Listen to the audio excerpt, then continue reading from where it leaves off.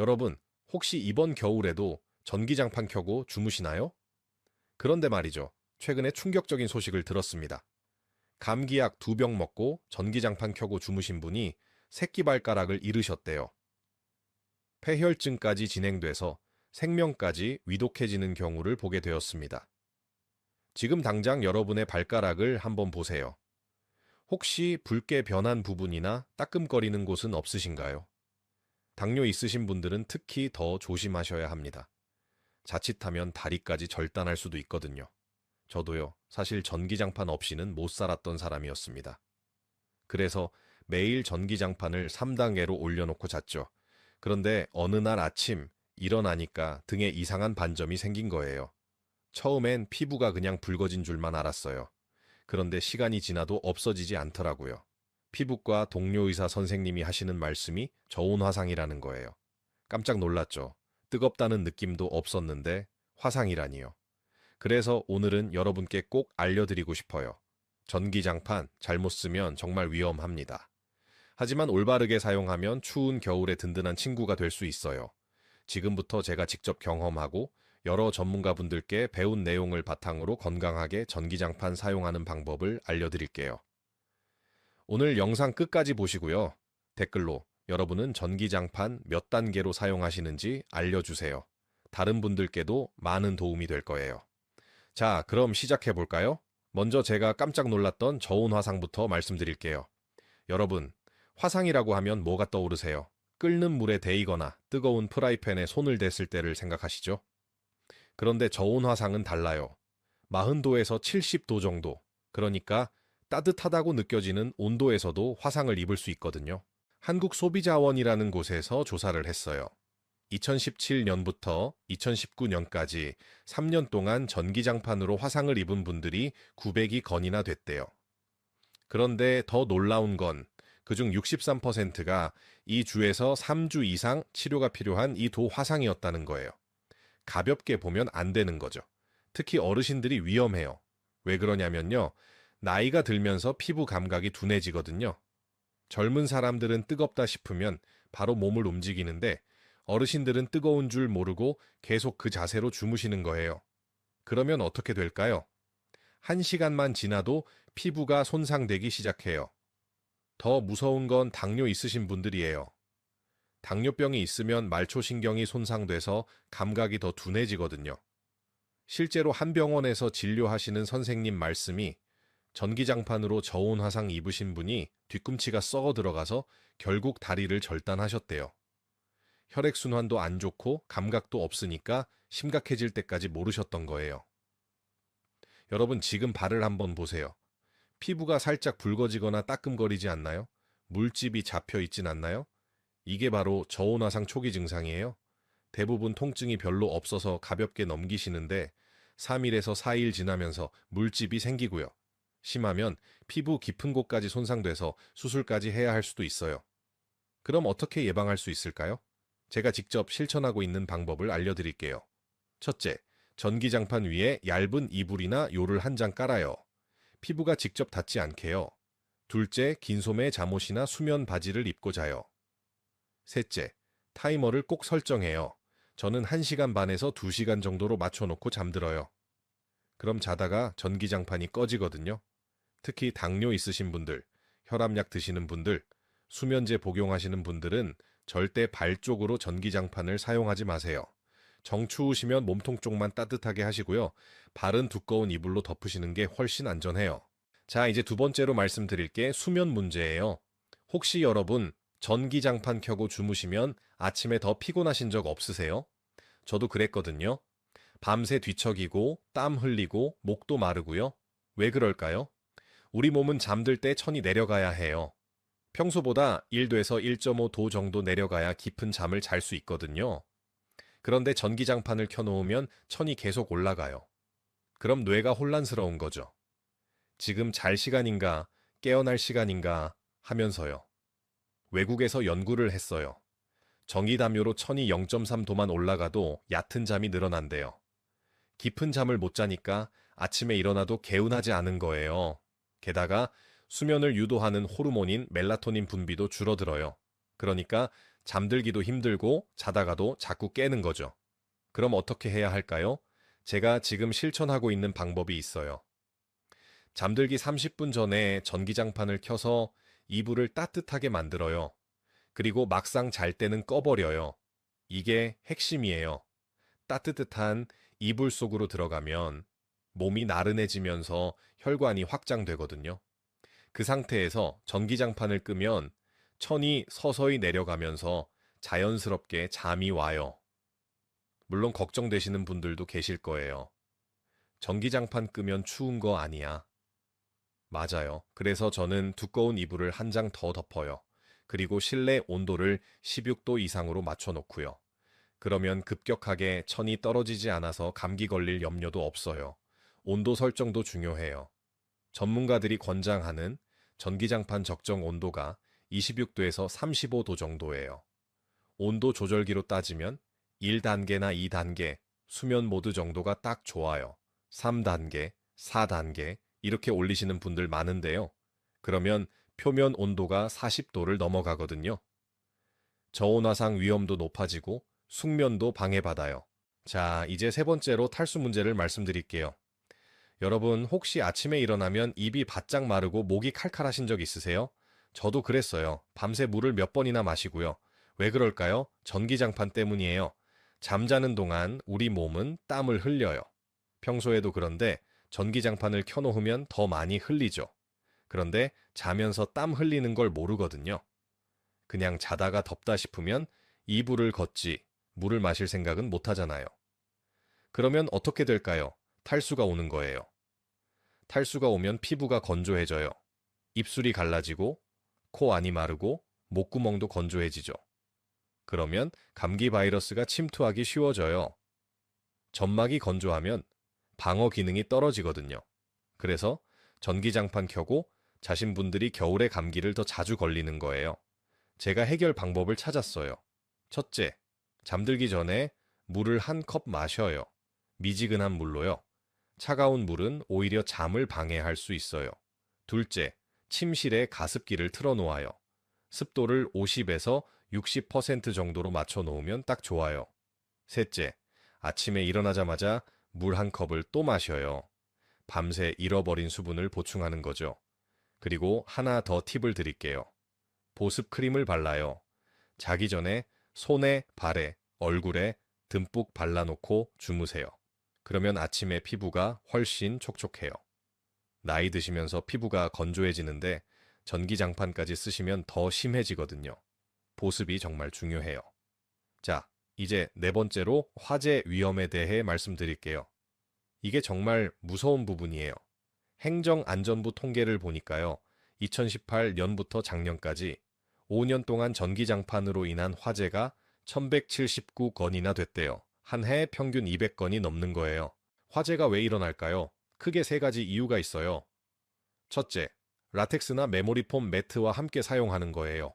이게 제일 위험해요. 라텍스는 열을 잘 흡수하고 불이 잘 붙는 성질이 있거든요.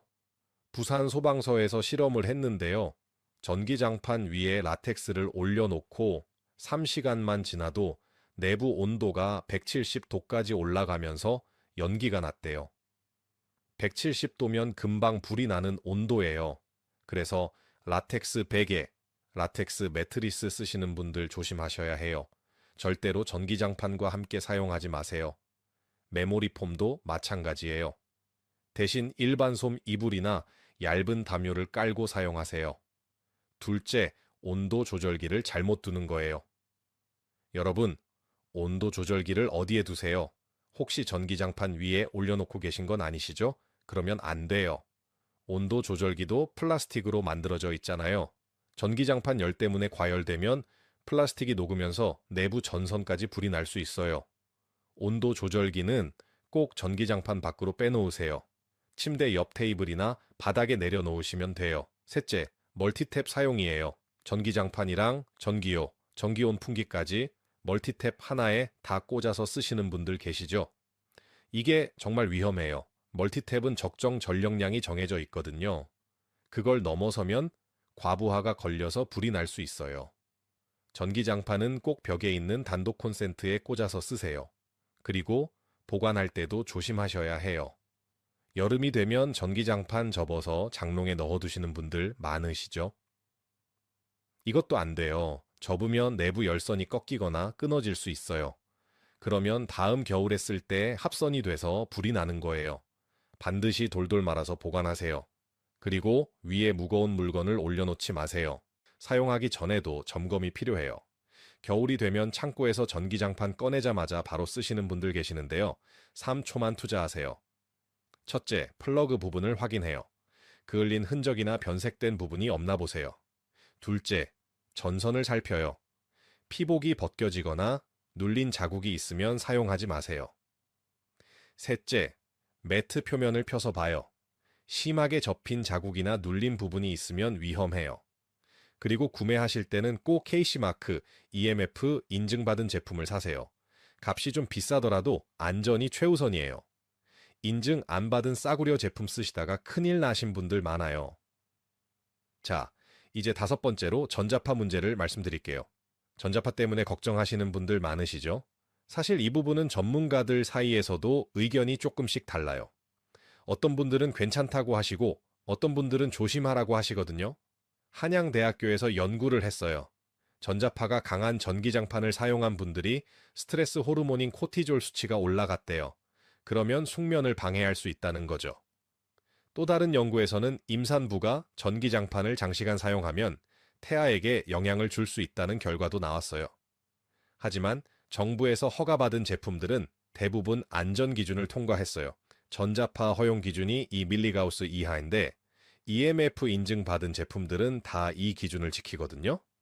참고로 컴퓨터에서 나오는 전자파가 10mgauss 정도 되니까 인증받은 전기장판은 그것보다 훨씬 적은 거예요.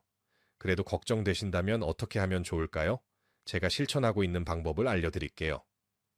첫째, 전기장판 위에 두꺼운 요를 한두 장 깔아요. 전자파는 거리가 멀어질수록 약해지거든요. 둘째, 온도 조절기를 몸에서 최대한 멀리 두세요. 전자파는 주로 온도 조절기에서 많이 나와요. 셋째, 사용 시간을 최소화해요. 아까 말씀드린 것처럼 잠들 때는 꺼버리는 거죠. 요즘은 카본 탄소 매트라는 게 나왔어요. 전자파를 차단하는 신소재로 만들어진 건데요. 이것도 좋은 선택이 될 수 있어요. 다만 제대로 된 제품을 고르셔야 해요. 전기장과 자기장 두 가지 전자파를 다 차단하는 제품인지 확인하세요. 자, 이제 가장 중요한 부분이에요. 올바른 사용법을 정리해 드릴게요. 여러분, 메모할 준비 되셨나요? 하나하나 따라 하시면 안전하게 겨울을 나실 수 있어요. 첫째, 온도 설정이에요. 절대 3단계, 4단계 이렇게 높게 올리지 마세요. 수면 모드나 1단계, 2단계면 충분해요. 1000보다 조금 낮은 33도에서 35도 정도가 가장 좋아요.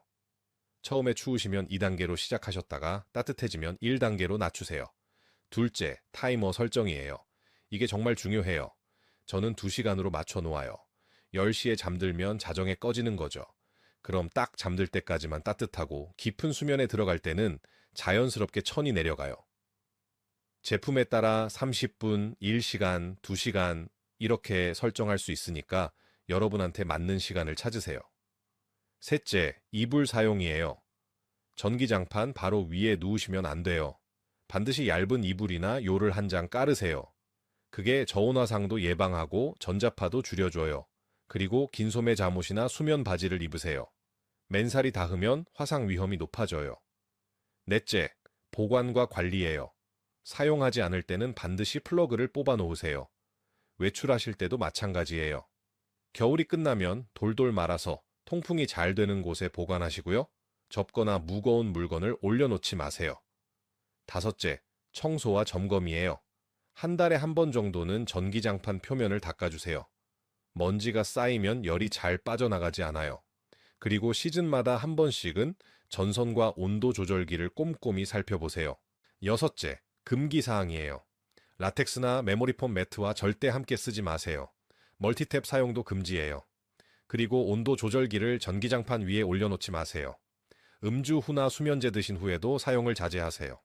감각이 둔해져서 화상을 입기 쉬워요. 일곱째, 특별히 조심하셔야 할 분들이 계세요. 당뇨 있으신 분, 혈압약 드시는 분, 감각이 둔해지신 어르신들은 더욱 주의하셔야 해요. 가능하면 발 쪽으로는 사용하지 마시고 꼭 쓰셔야 한다면 몸통 쪽만 따뜻하게 하세요. 제가 요즘 실천하고 있는 방법 하나 더 알려드릴게요. 전기장판 대신 두꺼운 이불을 사용하는 거예요. 거위털 이불이나 오리털 이불을 덮으면 전기장판 못지않게 따뜻해요. 처음엔 좀 차가울 수 있는데 10분만 지나면 천으로 이불이 따뜻해져요. 그리고 밤새 적정 온도를 유지하거든요. 실내 온도도 중요해요. 보일러를 18도에서 20도 정도로 맞춰 놓으세요. 그러면 전기장판 없이도 충분히 따뜻하게 주무실 수 있어요. 전기세 걱정하시는 분들 계시는데요. 전기장판도 전기 많이 먹어요. 오히려 보일러가 더 경제적일 수도 있어요. 그리고 침대 쓰시는 분들은 전기장판을 침대 매트리스 사이즈에 맞춰서 고정하는 제품을 쓰세요. 그래야 밤새 뒤척여도 안전해요. 바닥에 까는 전기장판을 침대에 그냥 올려놓으면 구겨지거나 접힐 수 있거든요. 자, 여기까지 들으셨으니 이제 궁금하신 점들이 있으실 거예요. 제가 자주 받는 질문들을 몇 가지 답변해 드릴게요. 전기장판이랑 온수매트 중에 뭐가 더 좋아요? 이렇게 물어보시는 분들 많으세요. 사실 각각 장단점이 있어요. 온수매트는 전자파가 적고 화재 위험도 낮아요. 대신 물을 넣어야 하니까 관리가 좀 번거롭죠. 호스 연결 부분에서 물이 새면 화상을 입을 수도 있고요. 전기장판은 관리가 쉽고 가격도 저렴한데 전자파와 화재 위험을 조심해야 해요. 여러분 상황에 맞춰서 선택하시면 돼요.